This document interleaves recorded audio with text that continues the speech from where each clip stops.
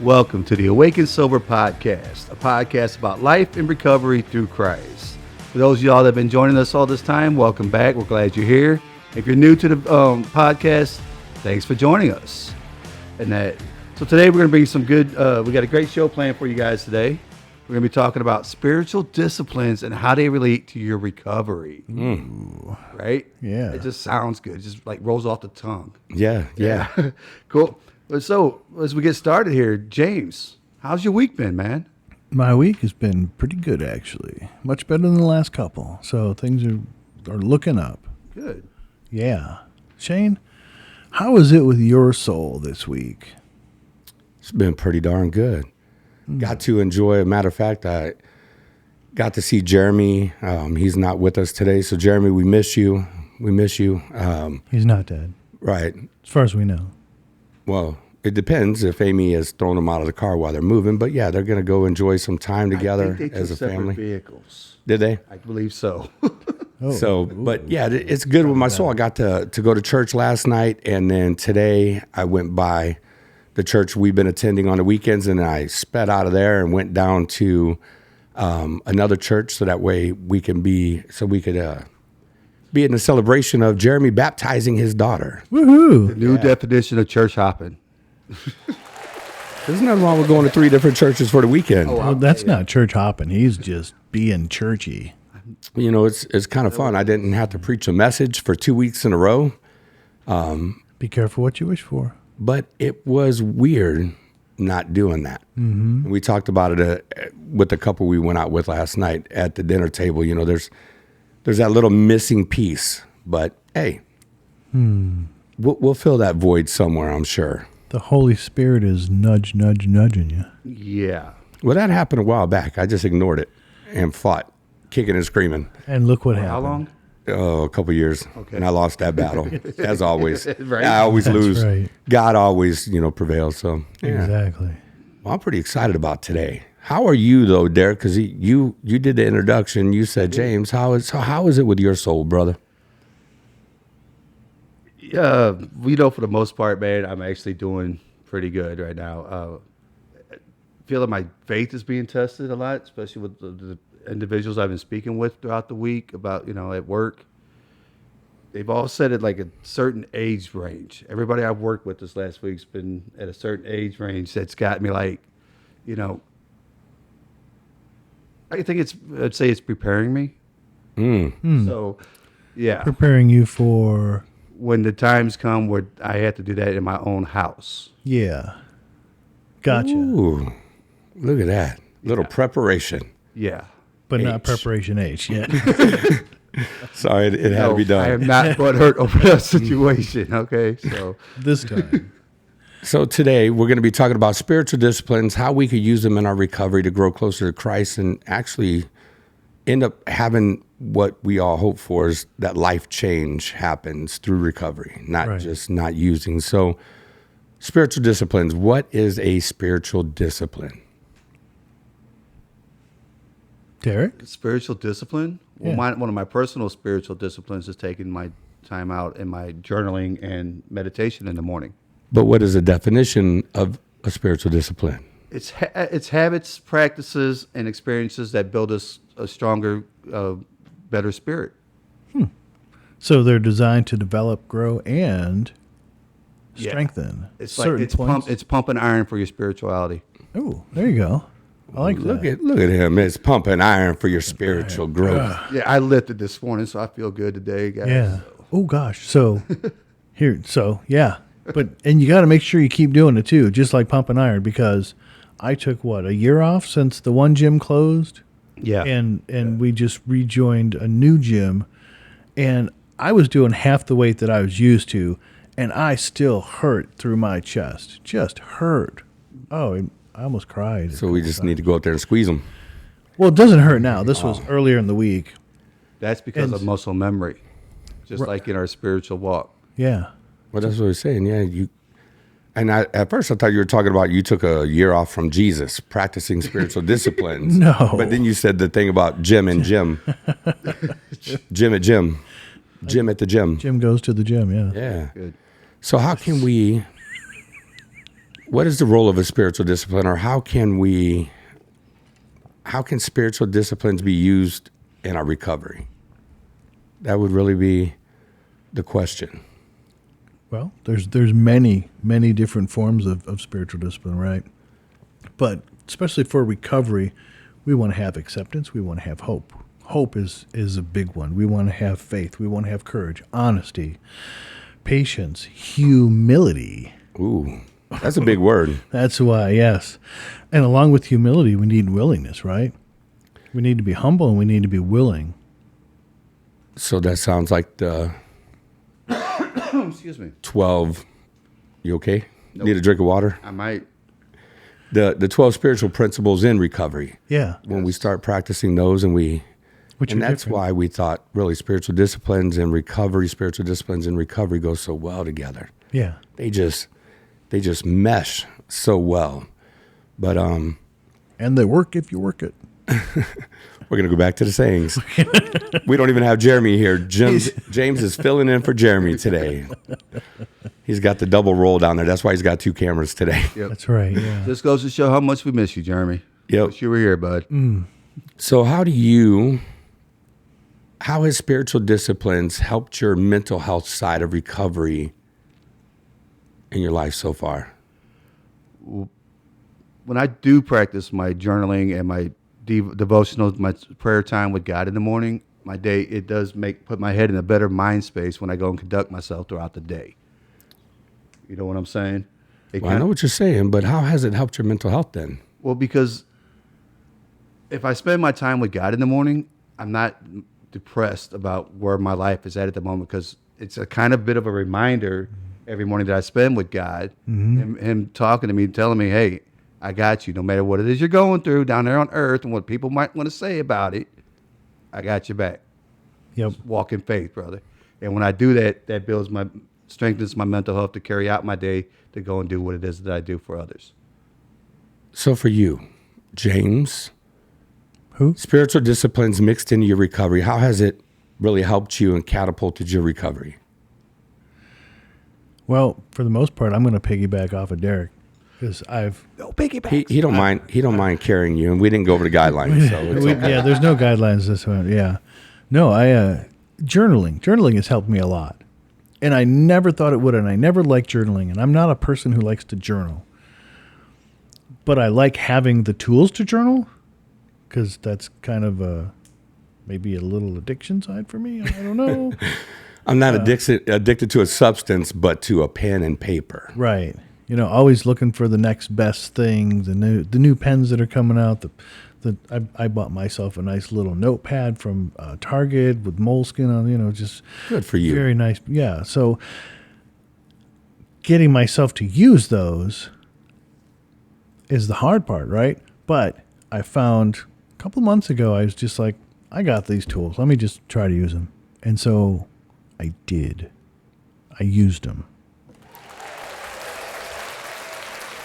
And I found that what it has done for me is, if I don't do that now, I've gotten to the point where it negatively affects my day.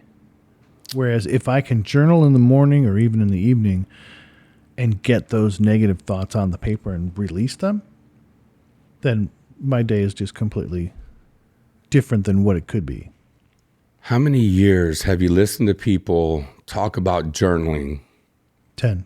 before you finally picked it up? I like it, man. That was quick. 10. He's like 10. I already know. I'm just going to say it 10. Yeah. Because really, that's my recovery journey started, like we talked about a couple episodes ago. I kind of backed into it anyways, but I've always heard that and I've always listened to it, and I've just never done anything with that information until recently, really.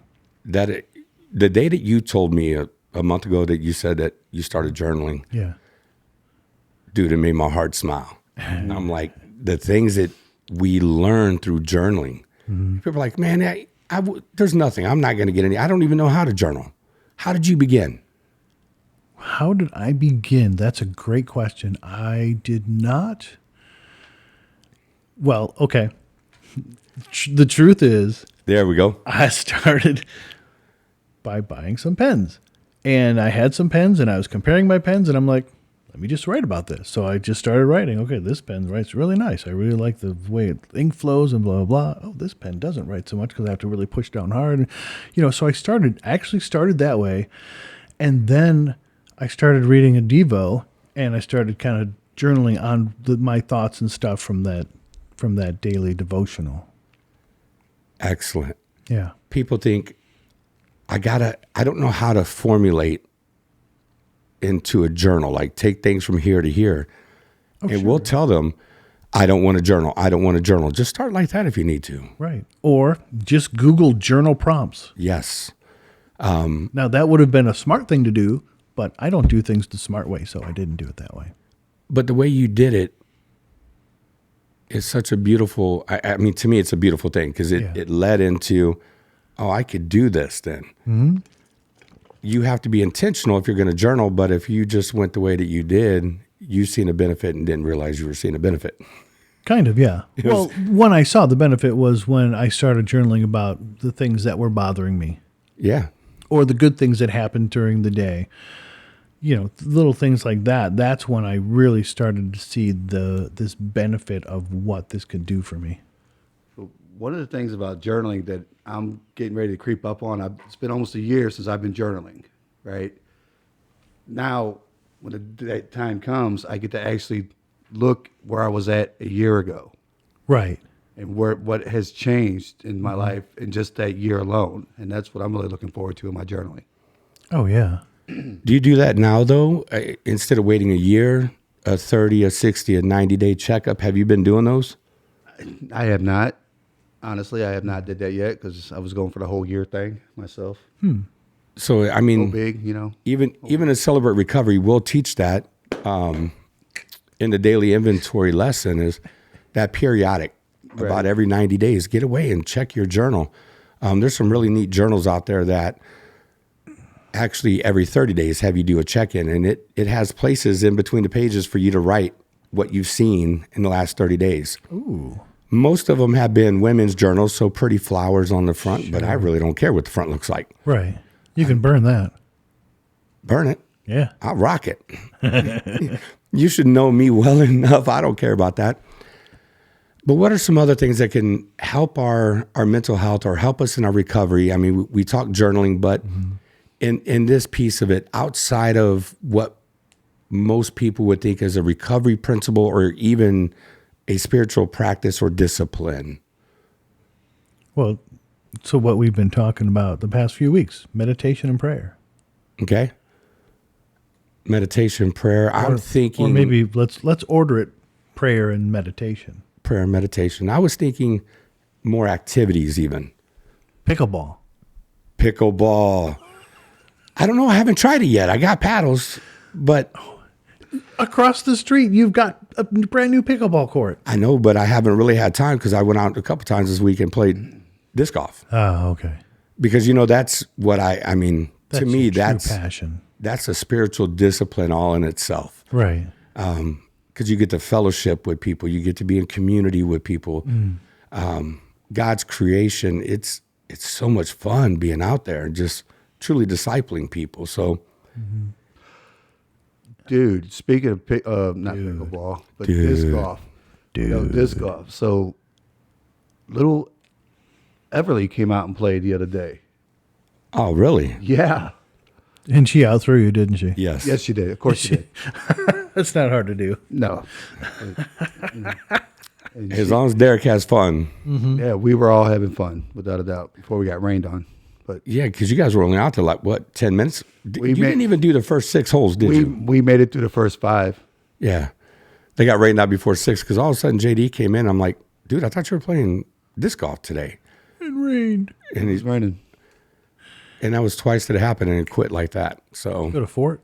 Yeah. Yeah, they went to Fort. So at least you weren't too far from your car. Like going to New Melly where you're a mile away from your car and it starts to pour down rain on hole 10. Yeah. James, the first week, down the hill he went on hole 10. Oh, it wasn't that? I feel like I lost my footing and just slid on my butt. Yeah, that might have been, but my imagination of you rolling. Right. Now, if I journal it, I'll get the real truth out of it. But I like to write the story of watching you tumble head over heels in my mind. So types of spiritual disciplines. There's many different types. There's many different spiritual disciplines. So let's spend some time, go through what spiritual disciplines are and what different types there are. Right. So Richard Foster says there's the inward disciplines like meditation, prayer, fasting, and then the outward disciplines like simplicity, solitude, submission, and service. And corporate disciplines like confession, worship, guidance, and celebration. Yeah. Now the celebration's always good. There you go. But what about?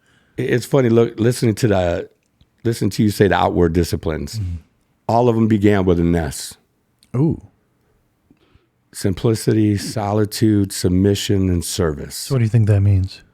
I don't know. Lots of S's. You stick a Superman symbol up there for each word because it's a super thing to do. Or you get mad at the guy that put the S in lisp. But I mean, if you think about it, even going through that list there, simplicity, solitude, things that we need at the beginning of our recovery, because our world is in such chaos. And so the simplicity, the solitude, submission, and being of service is the one thing that actually gets us out of our own way finally. But Right. Dallas Willard, That's what were you going to say?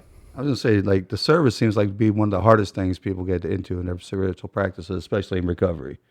Well, what have we talked about before? What's the best way to get into service? Go make some coffee for the meeting. Setting up chairs, tearing down chairs. Tables, whatever, yeah. Yeah, I mean, especially when you're a lot of AA and NA meetings, when you're going in and you're using a church's space a lot of times. So you have to go set up. I mean, you got to make the coffee. You got to set up chairs. You got to tear down chairs. So what you bring out, you got to put away. And that's such an easy way to get into service immediately. And most people think, well, no, I don't want to do that. That's not what I want to do. How's that going to help my recovery? Right. That's where I was going. You don't hear that. No. No. So AA and NA, you don't really hear that a lot. Derek kind of disagrees with you there, sir. You might hear that in CR, but you don't hear that in AA and NA. What? Unless it's individuals that are only there to show face. Well, then that's their problem. And I catch a lot of that. It's I just come to notice that they don't want to do no servitude. It's like, oh, I went to a meeting today, and Sure. Yeah, well, sign my paper. I'm going to leave. right. I'll see you back. I'll see you back at work in a week, right? But that's not the majority of the people. The majority of the people, because AA, NA, and everybody, from the moment you walk in the doors, you hear service, service, service, service. Sure. And Well, because they know that's one of the keys for them to be successfully sober and for their recovery. yeah, and so they preach it so much that people actually do it, and they love doing it. As a matter of fact, it's like, all right, what else can I do? Right. You know, you didn't find a whole lot of people leaving really quick before they stacked all the chairs and hung them back up, all those folding chairs. You weren't ever looking for people to help you clean. They just did it. Because everyone knew that's what they needed to do. Yep. I think we need to build an acronym for service and do a sermon on it. An acrostic? That's what I meant to say. Yeah. An acrostic. Oh, geez. For service? Oh, geez. We could probably come up with something, yeah. I think I have one, but I bet you do. I think I already did one. Okay. I bet you do. I got a lot of them, because even whenever I taught one-offs, we always used an acrostic. Right. So the first time I didn't preach from an acrostic, that was weird. I bet. Or teach. I don't How did you know what you were doing? It was awkward. It was definitely awkward. What about Dallas Anyone Willard? that doesn't really understand that, Celebrate Recovery is huge on acrostics. And that's how you get the message out, and it makes it a little easier to remember, and it gives you a focus for your teaching. Yeah, I mean, it's an easy way to teach. For the lesson. I mean, Yeah. denial. You know, at Celebrate Recovery, they just started over this week at the one I've been going to. And, you know, so you have denial, and they turned that into an acrostic. Disables feelings, alienates us. So, yeah, you just go through. Yeah. Isolates us from God, alienates us from relationships, lengthens the pain. How about Lengthens that? the pain, yes. Yeah, and I'm not saying they're bad, because a lot of them are very, very good. No, the acrostic gives you something to. It's an easy way to learn. Yeah. It Yeah. really is, and it's an easy way to Guidelines your teach. teaching. Do what? It's like a guideline to your teaching. Yeah. Yeah. Yeah. That's what we're saying. Yeah. Well, you didn't say it. That's why I said it. Oh, okay. It makes it easy to teach, and it makes it easy to learn. It was implied. Oh. So you didn't catch on to that, but that's okay. Nope. So Dallas Willard. Willard. He likes to divide these disciplines into two classes. You got disciplines of abstinence, which Celebrate Recovery is about abstinence, no matter what some people think, and disciplines of engagement. I've heard that people who've only gone to NA, AA, or whatever, the one person that I know of went to a Celebrate Recovery meeting and then came back with, oh no, they don't believe in abstinence. Why did you think that? Oh, because I talked with some of the leaders and that's how they were talking, blah, blah, blah. That's the Celebrate Recovery that closed a couple of years ago because all of their leaders were still using. Well, then, yeah, they don't believe in abstinence. Right, and that's just one out of 35,000 worldwide. And here goes the thing. We know the goal is always abstinence. Right. Yeah. I mean, even So harm not reduction. California sober? Yeah. I mean, we always want to shoot for abstinence for everybody, but we'll take a win where we could get a win. If they're not using this opiate anymore, the way that they were using it, and now they're doing something that's hopefully not going to kill them, Right. and they'll be able to stay alive, at least we can celebrate some kind of a win. But abstinence is always the goal. Right. But whatever we need to do to get you there is always going to be setting those goals and doing different things. So abstinence is always the goal. Mm-hmm. Oh, definitely. Definitely. But so the disciplines of abstinence include solitude, silence, fasting, frugality. Love that word. Not doing it, but just the word. Chastity, secrecy, and sacrifice. I was trying to say, the best thing probably that we could do is sacrifice. So you said a couple words, though. Go ahead. I was going to say, not sacrifice our life physically, but our time and stuff like that. Well, and We don't want nobody thinking that you start cutting up open individuals on a, oh no, not a sacrifice to Baal or whoever. Yeah, no. To me, when I think of sacrifice, yeah, you know what I'm talking about, don't you? When I'm thinking about sacrifice, my thinking is maybe I need to sacrifice my old group of friends for a new group of friends because the new group of friends may want to support me in my sobriety and my recovery. Where my old friends, they just want to go out and get wasted and do stupid stuff. Ooh. And I really like that, though, because a spiritual discipline of sacrifice can be sacrificing my old way of living. Mm-hmm. How do I tie that to recovery? Sacrifice my old way of living. I can't hang out with those people. I can't drink. I can't do that. Must die to myself. Pick up my cross, follow him daily. That's right. So it's like when I, in my testimony, I talk about how after the divorce of my first marriage, I hung out with two crowds, a good crowd and a bad crowd. The good crowd were Christians, and we would do Christian things, whatever that might be. I go to church, sing Kumbaya. Right. Next podcast. Or just, sit around somebody's house, play board games or something that's not involving drinking or drugging, doing stupid stuff. Yeah. Did you speak Christianese? Probably. Okay. Only when Courtney was around. See? Yeah. He looked. All right. Definition. What is Christianese? You're just no unwholesome talk. It's just another joke, though. Oh, okay. Like when you make up words for swear words. And yeah. So you're living a good life. You're not hitting them over the head with the Bible, but we're speaking some Christianese to you. Yeah. Okay.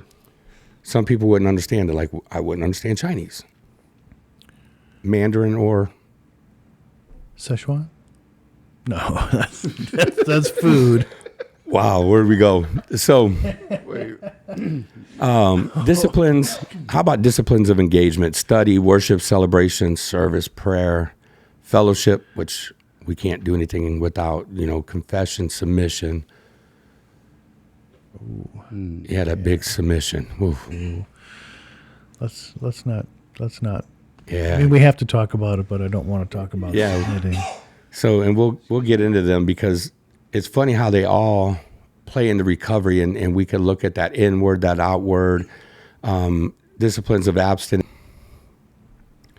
So we were just talking about submission, and then there's other writers out there though that categorize other activities, so including journaling, which we've already talked about, quite a bit, and we'll probably always talk about journaling just because of how much it helps us, and how powerful it really is. Yeah.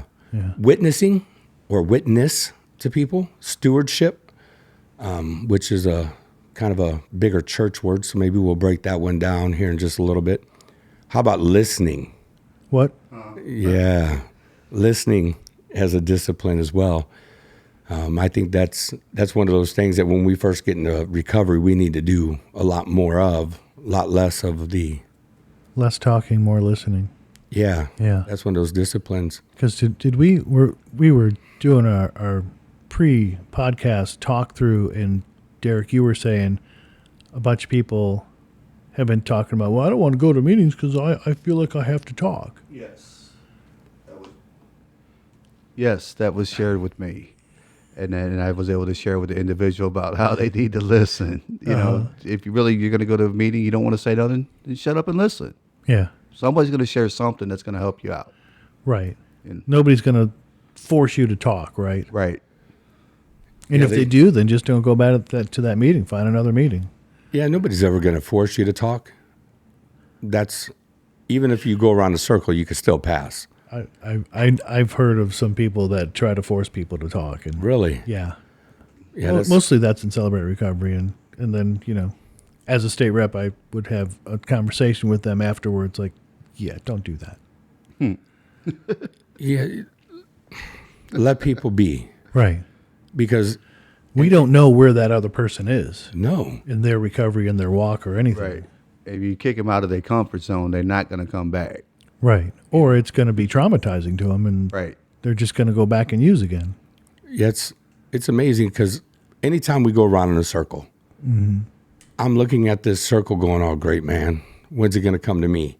Now, I've been going long enough to Celebrate Recovery that even if we're going around in a circle, I'll just sit there.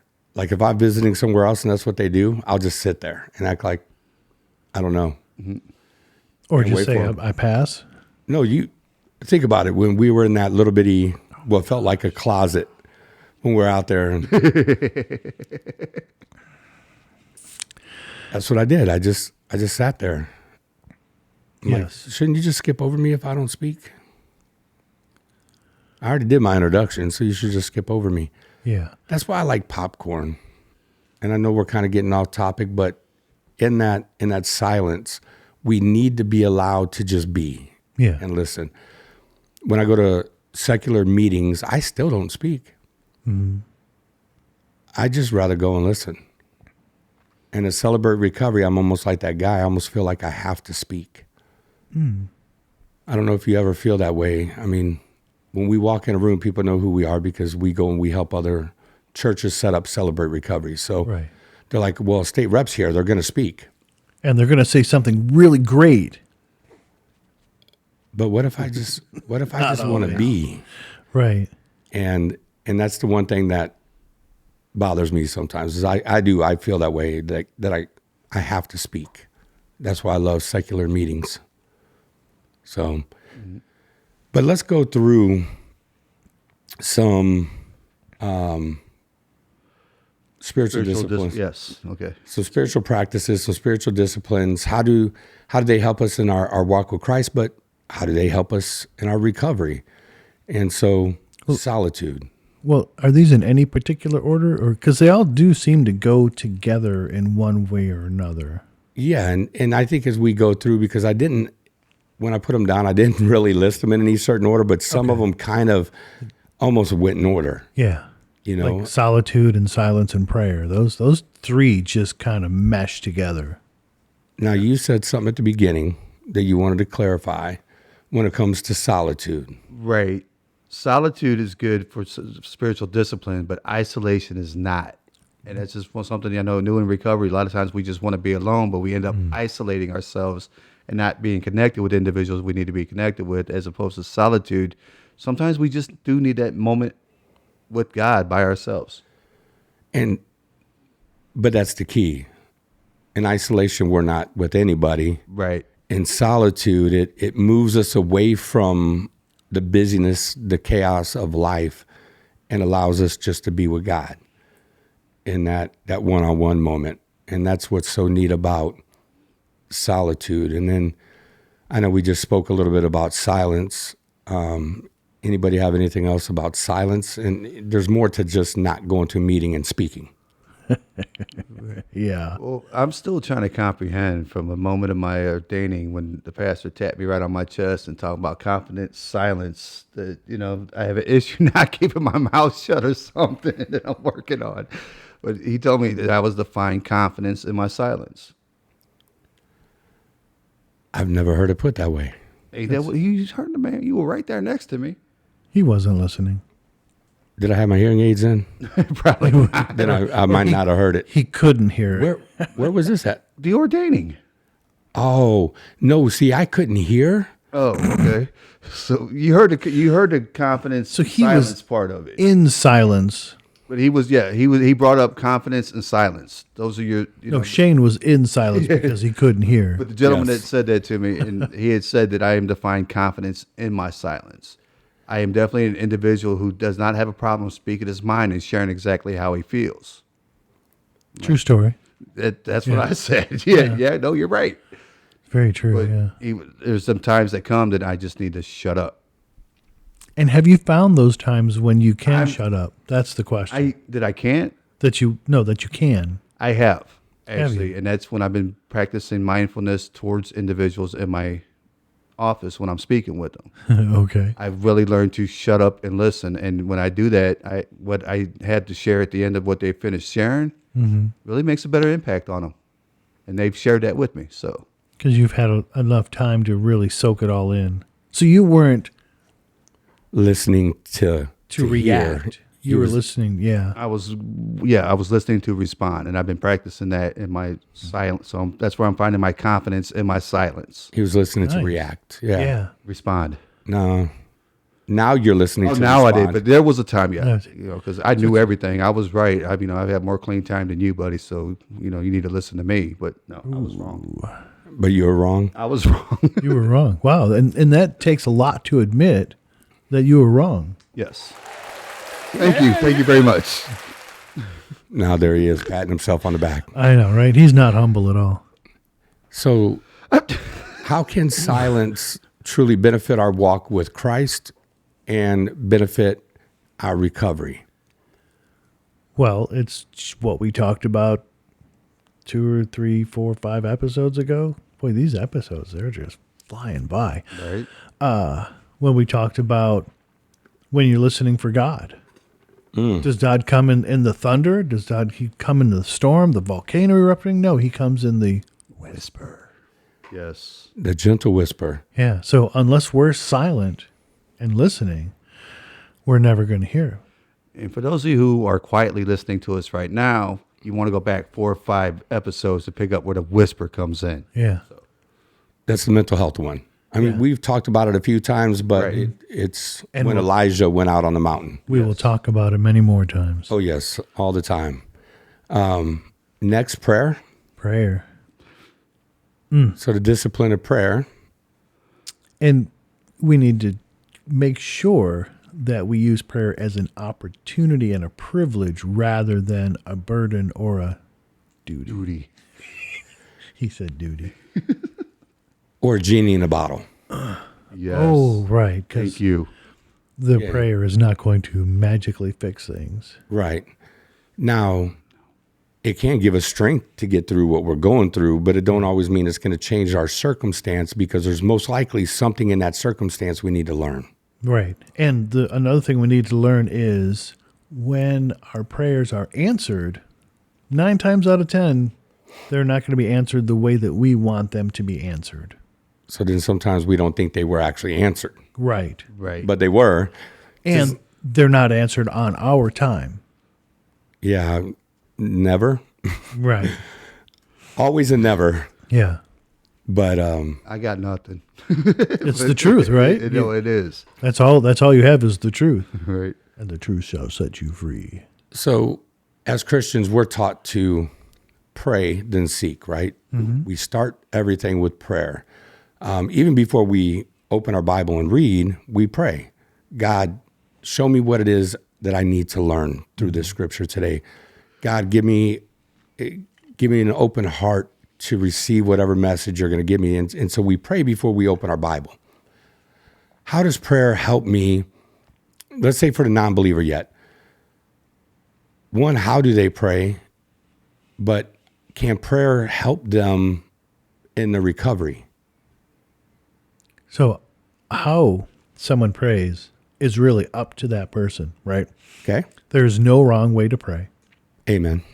And really, I know in this room, we're praying like, hey, God, I got this problem and I really want some help fixing it. And I'm going to give it to you. My problem. I'm not going to worry about it anymore. I'm not going to think about it anymore. My problem is yours. Please take care of it. That's, Yes. and one example. And we would be more specific in our problem and stuff just to kind of get that all out. Yeah, and we give it to them, but we still have things to do in it, Sure. but we're not going to let it hopefully stress us out. But if somebody don't believe, how do they incorporate prayer with the recovery? With an ounce of faith. Because, it's a spiritual program, so they need to have a higher power. Yeah. Whatever that may be, to me, that's who they would pray to. No matter who it is, what it is, if it's the group at the moment, that's your higher power. You can still find prayer. And one thing that I love about AA, NA, any of them, any of the secular meetings as well, is you still have prayers throughout. You're going to open with the Serenity Prayer. Yes, it's a short version, so it's not as good. But let me tell you, that short version got me through the first year of my recovery. Yeah. Oh, most definitely. Yeah. Multiple times a day because it was easy. And it's not that it's not good. It's just good enough to a certain point. Yeah. right? Well, I think it's excellent. Yeah. But I love the long version because then you really get into the meat of it. You know you're living one day at a time, enjoying one moment at a time, accepting hardship as a pathway to peace. Right. Anyway, I'm going back to what he was saying. The one that we shared the Serenity Prayer in the AA meetings, and that for the non-believer coming in, that short prayer does help them out a lot more than going through the whole thing that we do in CR Yeah. and stuff. So yeah, definitely agree with that part. Yeah, and it gets them involved quick. Yeah. Right. And a lot of times they'll close. With the Our Father. Yep. And that's a good thing about Bill W. and Dr. Bob, right? They knew that God had to be involved, and we're going to get you involved even if you don't really want to be involved. Right. Yeah. And so, I think prayer for what? They said that to God. No, they said that to the people. We're going to get you involved even though you don't want to be involved, but we knew we had to involve God. Oh my God. It's just just what I had heard it as it came out as you said it. That's what I heard. So, What you just said was correct. What you just said was correct. what I heard? Yeah, that's what I heard. And I'm the one that needs hearing aids. What? Yeah. So journaling, any more that we really need to No, I think we beat that dead horse right there a couple times. Right. But Do that's it. not a bad thing. No, it's really not, because it's The horse and to me it's one of the easiest things to begin with. Journaling, yeah. Yeah. Oh, I'd have to say. And even, just beginning journaling could be just writing down your thoughts of what happened to you that day. Not even sentences, just thoughts, anger, happy, whatever. Well, at the beginning, we're so full of emotions that we don't know what to do with them. Yeah. Write those emotions down. Yeah, whatever it needs to be, just write it. Mm-hmm. It don't have to be coherent. And it probably won't be. Right. I like this here where it says that journaling serves as another form of prayer, as we just spoke about prayer. Yeah. I never really thought of it like that, but yeah, yes it does. Right. Study. But why? Because it enhances your personal reflection. Right. And it encourages us. Oh, this is really good. It encourages us to record perspectives we have received from Scripture or from another form of prayer, Well, and maybe just our life. what about the meeting I was just at? Yeah, right. I mean, I could actually put that down, and as soon as I put it down, it puts it in the memory better because I just wrote it. Yep. And so, for the people that don't believe yet, or even the people that do believe, if you're writing those things down, no matter what, you're going to learn. You're going to grow. Yeah. You're going to grow closer to whatever your higher power might be. You're going to grow closer to Jesus, and that's the goal. Is to And could we also say you're going to learn more about yourself? a heck of a lot more. Yeah. Probably things you didn't want to know, but you needed to know. So you're growing closer with yourself as well. And the journaling will get you prepared for Meditation. the 4-step. Journaling will get you prepared for that 4-step. Oh, yeah. And it's not hard. It's not scary. I promise you. And isn't it kind of prep for step 10 as well as we're working through the steps? Daily Yes. inventory. That's a lot of times in journaling, that's what we're doing, isn't it? Our daily inventory. Right. What happened today, what we did today, how we could have handled it differently, and journaling it out.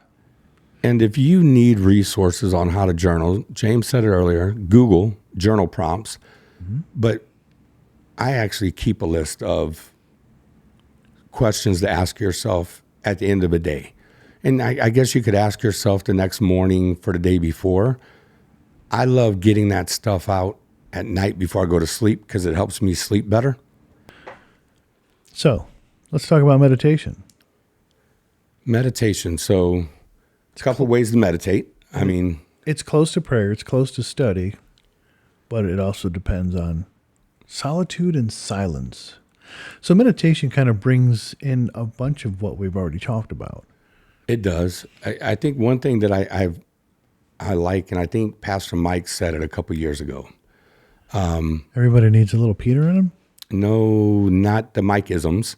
But Like something real. yeah, because we'll talk about meditating on Scripture, and that's really what this is about. Yeah. And I said it, I think, last week or the week before as well. This meditation is about putting something in our brain. Mm-hmm. And then there's the meditation where we're getting everything out of our head. Okay. And I think both types of meditation is good for us, especially at the beginning, anytime in our recovery. We do need to dump everything out and really sit there and just let things go. Yeah. But we also need to soak in God's word. If they're not a believer yet, they could still soak in positive things. And that was part up there in the study, whether that's a devotional or just something in the AA Big Book or a positive reading, something to sit there and saying, okay, higher power, what do you want to show me? What is it I need to learn from this? Yeah. And so it's our spiritual practice of meditating on Scripture, taking something maybe big and breaking it down and saying, God, what do you want to show me? Whatever your higher power is, sit there in that positive stuff that you're reading and ask your higher power to show you what it is that you need to learn in that moment. There you go. There you go. I would say I pretty much practice both styles of meditation, just as you were sharing. Before I start reading, I try to let everything go out of my head, and then when I do my reading, my study, prayer time, and all that, then I go through the meditation of bringing everything in. So yeah, they both work in your recovery. Nice. If you don't have anything nice to say, don't say it. Right. I was just going to give you trouble. I got to say it.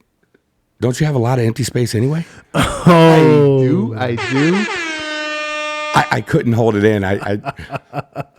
But the thing is, all the That's little terrible. things that I do have in there sometimes take up enough space that I need to clear them out before I bring anything else in. All the little things. Yeah, so let's move on to the spiritual discipline of fasting. Let's do that. Yeah. And there's plenty of ways to fast.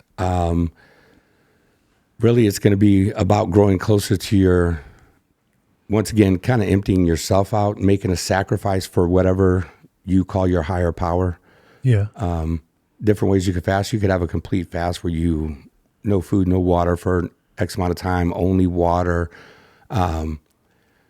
You could do a social media. I mean, anything to give sacrifice. Sacrifice to whatever you believe in that is helping you along on this journey. Right. And it's something to bring us closer, maybe to bring us clarity. To bring us clarity and to bring us closer to whatever our higher power is. Yeah. And it says, and it's not to promote self-control or any means by that. It's by being able to humble yourself and give yourself to your higher power. Right. And it's not about losing weight. It's not Not about losing weight. No. Intermittent fasting is not not what we're talking about here. Intimate fasting? Internet. Intermittent? No, Internet? Internet fasting. Oh, we're that's losing not the it here. fasting I was talking about. Was Oh it? boy, are we losing it here. Well, All right. Let's keep moving on here. let's talk about chastity. Yeah. Well, what is chastity? It's, Can you define chastity for I me? don't know if I it was can a say it was a this belt line. they used to give the ladies back in the Yeah. Middle They had them Ages. for men too, though. Did There they? was I a don't there was know. a Woody Allen movie, Midsummer Night's Sex Comedy or something, where somebody had a chastity belt, and Woody Allen's like, "Gotta unlock the hatch to get to the."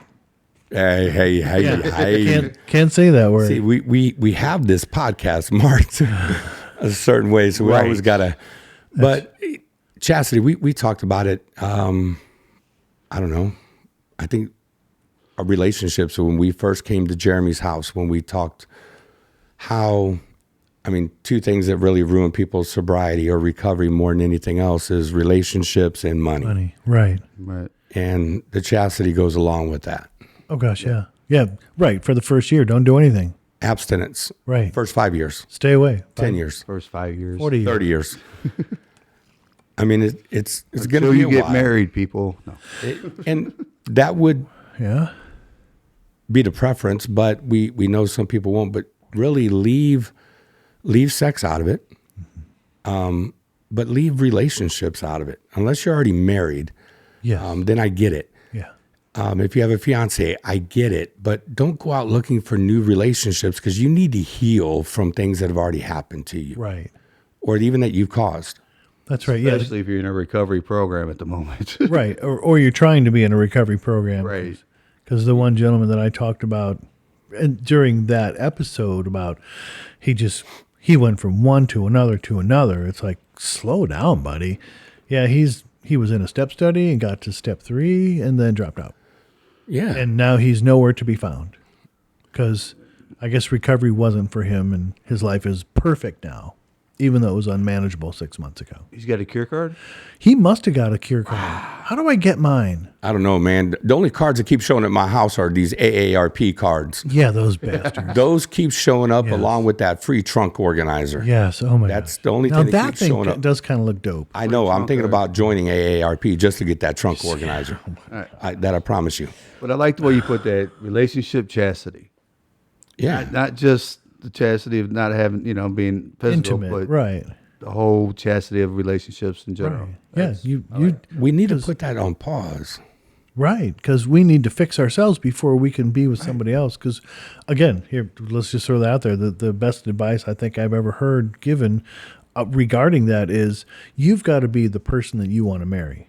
And once you have gotten to that point, then you'll find that person. Right. Yeah. I agree. And they have to realize they're not that person yet. Right, exactly. You've come a long way. yes. I mean, 30 days, phenomenal. I mean, what a huge celebration. One day is phenomenal. Yeah. Just for today, right? But you're still one bad decision away from. But 30 days, you barely know you barely know your own name yet. Right. And so whenever I used to talk sobriety to people, I would always compare it to the gymnasium, old gymnasium, not what they are now. When you walked into a gymnasium, you had the row of lights. The stinky ones? No, the like 15 light switches on the wall when you walked in Oh, gosh, into a gymnasium. Yes. And so the first one, the only thing it did when you clicked it, you'd hear a hum. And that's about it. You wouldn't see anything. Then you hit the second one and you'd get a little bit of a flicker and you might see the little coils start to Oh, warm because up. of those old lights. Yes. Yeah. And then as you started flicking all these lights, then they finally, but there's this whole row and each of those is about a 30-day mark. So at the first 30 days, you get a and that's all you get is that little buzz. Or not a buzz, but the hum. Once You again, don't catch a buzz. You do not catch a buzz. But then 60 days, 90 days in, things start coming on. And then, you're 6 months in where you think that you have just hit the lotto and you have everything Right. figured out. But you can't even take a meeting in the secular world. You can't speak at a meeting outside of a regular meeting. Like if you're taking a meeting into a treatment center, you can't even share at that meeting unless you have 6 months of sobriety. You can't take it in unless you have a year. And there's a reason for that. Mm-hmm. At 6 months, that cloud is, for a couple of years, but for the 6 months, that cloud is still trying to lift out of you. And that's why I said that's so many switches down by the time you even get a little bit of light to where you could see to walk through the gymnasium. Right. And that's why I like to compare it to that. Mm-hmm. You want to cover this next one? Secrecy? Yeah. No, it's a secret. It's a secret. It's a secret. Yeah. No. But you're only as sick as your secret. So how can secrecy help me in my walk with Jesus or in my walk in recovery? Well, okay, let's talk about that. Okay, it clicked. That's why I wanted to put it to you that way. Yeah. No, so Jeremy talked about he was talking with someone, anybody that we talk to that we are trying to guide through this, and they're like, "Oh, I've got to go tell my wife, my girlfriend, all of this stuff." No, you don't. They are not ready yet. to hear it. Right. And you don't know when they're going to be ready to hear it. Why don't you work through the actual steps, one by one, step by step, to get to that point where you're ready to make amends? Because if you're just jump into it, some things need to be kept secret. You said it last week. Yes. Some things you just can't take to that person at that time. And especially because you're only making it about you. You need to clear your Yes. conscience. And Right. this is not about you anymore. Right. When you Not get to about that you at all. step, the first, really, the first 7 steps are pretty selfish in a good selfish kind of way. They're about making me a better person. And they need to be that way, right? Yeah. Because if you're not looking into yourself, if you're not doing any introspection, you're never going to grow. But until I work step 6 and 7, until God takes these character defects from me, I will never make it about the other person. It only becomes about clearing my conscience, making me feel better. Right. Well, screw you. Exactly. You already messed all this up. You had your chance. Now you just need to shut up and wait. Now you need to be patient. Now you need to be silent. Now you need to hold on to that. What are you going to say, D? I wasn't going to say anything, actually. He was just making I babies. just like the secrecy part, though. It talks about, pretty much goes back to one of the things that, I still have an issue with, but it's, you don't have to go tell everybody you're a Christian. But don't let them be surprised when they find out. Exactly. That's a good way to put it. That's secrecy to me. That's a great way to put it. For those of y'all just listening, that was a high five. Yeah. He needed it, man. That's one of the greatest things I've heard him say. That's probably the smartest thing he said all week, maybe all year. I don't know. I don't know, dude. I pulled some crap out at work that was pretty powerful. Only because But we're not there. you shut up. We're not there, so we can't attest to that. So confession. The opposite of secrecy, right? But In a way. there's a right time. So Yes. how does it help me grow my recovery? When do I need to confess? And really, When you speak to your sponsor. when you speak to your sponsor. Yes. That's confession. And when you Look speak at to him God. today. Right. And you do need to confess it to God. Yeah. At the beginning, we're going to be confessing a lot to our sponsor. Yeah. Probably even confessing more in the room than what we need to at the beginning. Oh, sure. But- because we're going to word bomb it. Yeah. And which is a good place to do it every once in a while, because some of us that have been around a while need to hear that pain so we don't ever forget it. Right. But confession, what does confession do for us that can help our recovery and help our walk with Jesus? That's a great question. I thought you were going to say something. I was thinking something, but I need to hear what you asked again. How does confession help my relationship, my walk with Jesus? How does it grow me closer to Jesus? And how does confession help me in my recovery?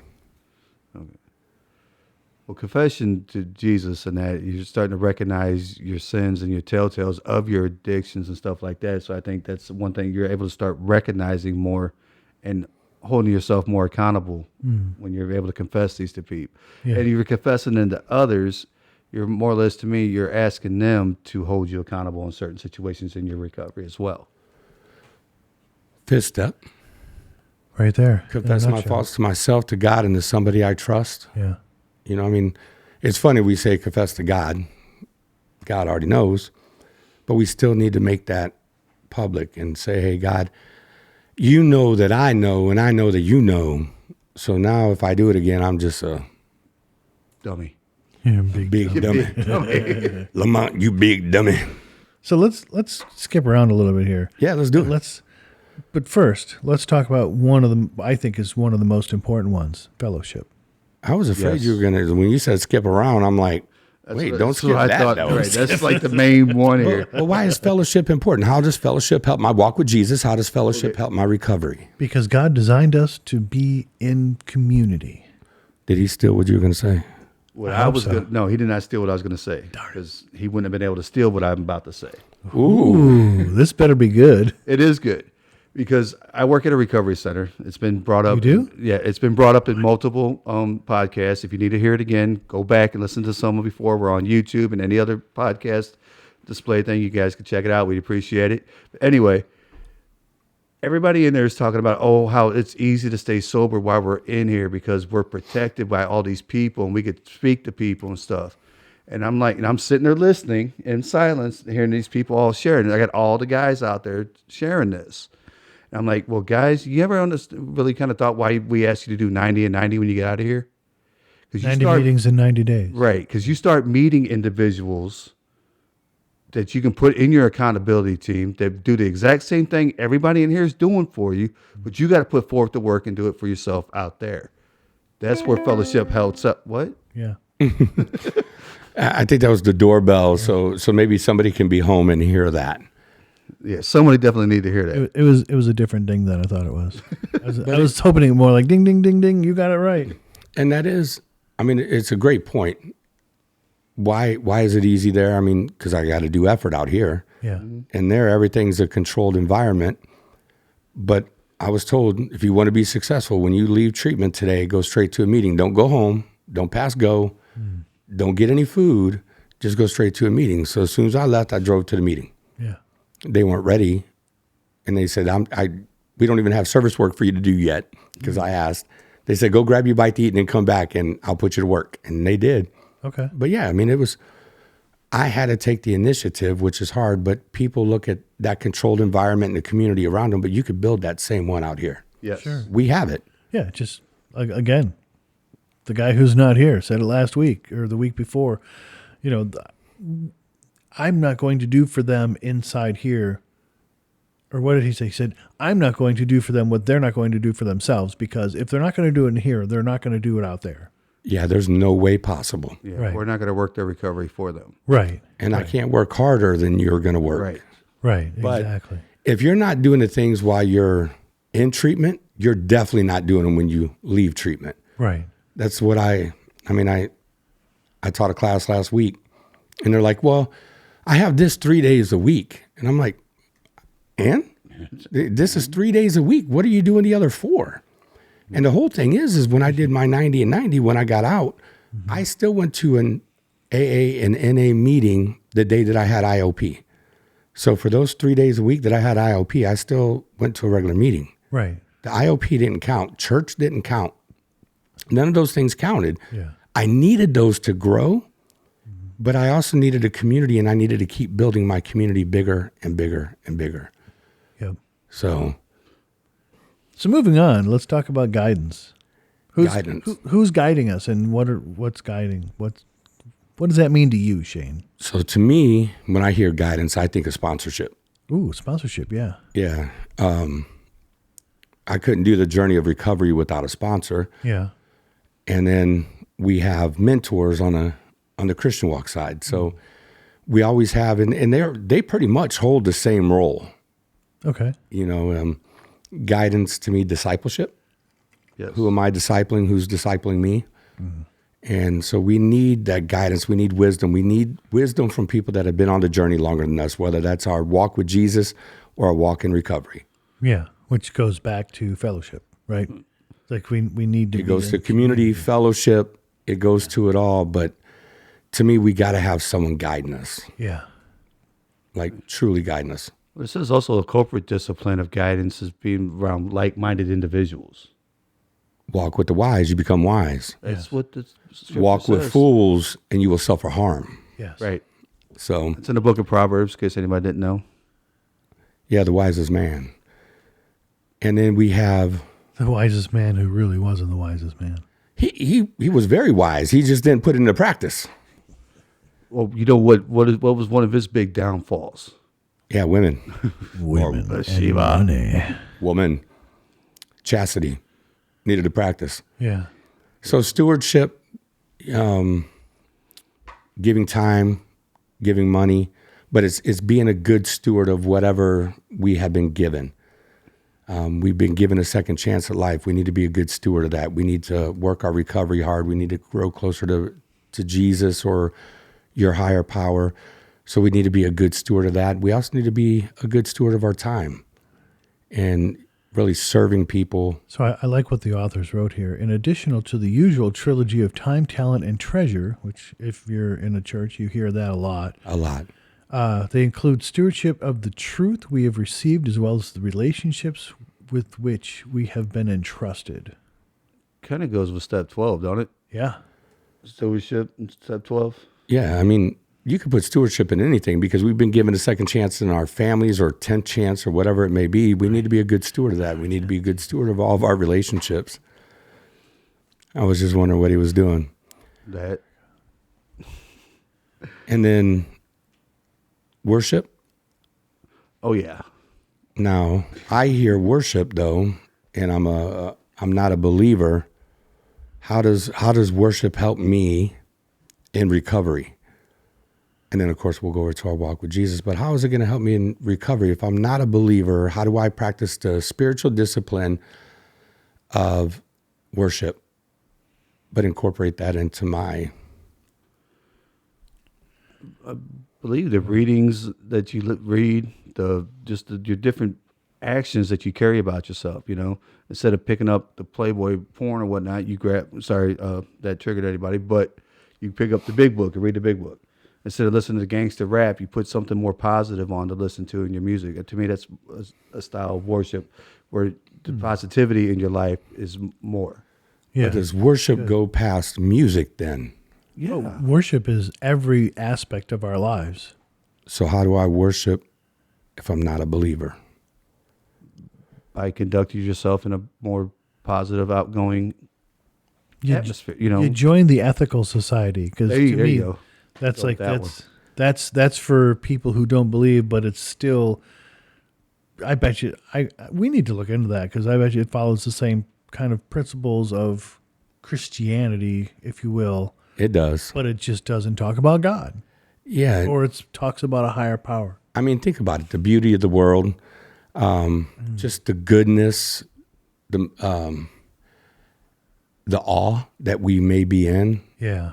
of God's creation, even though, yes, we may not believe in God, but we know that something created this that's bigger than me, Right. no matter what your higher power is. And it's really being thankful in all those things, Yep. gratitude in all those things. Yep. Celebration, Always. Oh yeah. Because what's the point if you're not celebrating? little Cool in the Gang, 1982 World Series. Celebrate good times. Come on. Go St. Louis. Oh geez. That's what I love about Celebrate Recovery. I mean, we like to celebrate our recovery. We should be happy. We got a lot of things to be grateful for, and we need to celebrate those, but we can't toot our own horn. Toot, right. So I like this. This is the authors wrote this about celebration. It is the discipline of choosing gratitude rather than grumbling and remembrance rather than indifference. I've always said, and the pastor yesterday, if you listen to that message, she did a really good job talking about it that towards the end about being grateful. How am I viewing this? And it's optimistic, pessimistic. It's Am I looking for all the good and everything bad, or am I looking for the bad and everything that is good in front of me? Right. How am I going to view it? Am I going to be grateful for those things? Yeah. I love what they wrote. Yeah. That's good stuff there. Now, what's one of the top things? I mean, we nailed it earlier too, though. That keeps us sober. Or Servitude. so service. Let's go serve with a smile. Yeah. Right heart, right motive, right? I'm not serving because I'm going to get something out of it. I'm serving because I'm led to serve. But service is the one thing. I mean, 20% of the people at a church do 80% of the work. Like Amen, that's serving. Right. But it's almost like that everywhere. Yeah. And almost, yeah. In almost anything you do. Except for some reason, recovery. Because we preach it so much about service work that everybody wants to serve. Right. That's why your best servants at a church come from recovery programs. Yes. Agreed. We serve every week, where Without grumbling. the people on the weekends that are opening the doors that they want to close them on you sometimes only serve once a month a lot of times. I think that's just you. Is it? Yeah. I trip them as they walk by. Yeah.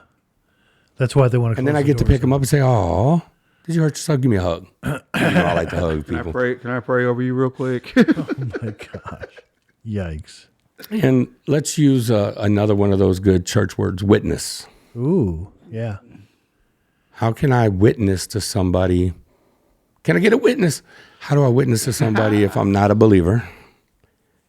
And, so how do I witness to somebody in recovery if I'm not a believer? And how does witnessing to somebody help my relationship with Jesus? Whether you're a believer or not, you can still show kindness. Having a spiritual awakening because of working these steps. I carry out what I've learned in everything I do. It's probably not word for word, but Yeah, it definitely wasn't. but No, it's it's We kinda try to close. carry this message to others and practice these principles in all our affairs, right right? there. It is. There's a witness for you. Having had a spiritual experience or awakening experience as a result of these steps. Yeah. Yeah. So I'm going to go out and I'm going to share what recovery has done for me, carry the message to the still suffering addict. But in the church world, we're going to go out and share the gospel. We're going to share what Jesus has done in our life. Share That the we've good been news, yeah. forgiven because of the death and the resurrection Right. of Jesus. And so either way, it's great to look at true spiritual disciplines and see how they line up just in everyday life, but especially in recovery. Yep. And you know this is exactly what Dr. Bob and Bill W. were doing back then. Mm-hmm. They were sitting down as they were going through scripture and saying, hey, we got to make a God of your understanding so we can reach more people. Right. But we're going to throw all the spiritual disciplines all the way down. Without a doubt. Without a doubt. So anybody got anything to wrap up? Because I know we've been going for a while, but this is a fun one. I like the spiritual disciplines. There's a lot to unpack. And Yeah, we without a unpacked doubt. A lot of it. And you don't have to go and unpack them all at once, guys. Right. If you're listening out there, you're new in recovery, and you want to learn about these spiritual disciplines, we gave you a list of different ones we had shared. You don't have to try to make them all at once. Nope. We set goals in our recovery, but we set smart goals, right? Yeah. Goals that we can accomplish and we're going to handle, and we take one step at a time. One day at a time. One yes. moment at a time. Yeah, setting goals is important. Use your calendar on your phone. Yeah. To practice these. So how do I put these in?